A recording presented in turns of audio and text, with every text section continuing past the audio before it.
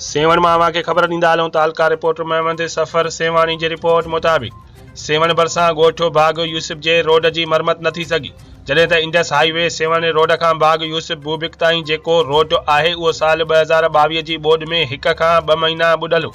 जॾहिं त ॿोॾि ख़त्म थी वई, वरी उन रोड ते ॻरी ट्रैफ़िक जहिड़ो पथरनि सां भरियल ट्रकुनि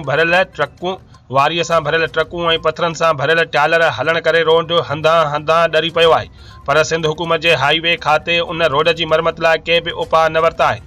जॾहिं त हिन रोड सां बूबक शहर खां वठी सेवन ताईं जेका बि आमदो रफ़्त आहे उहा हिन रोड सां आहे, जॾहिं त रोड जूं साइडूं पिणु खाजी वियूं आहिनि,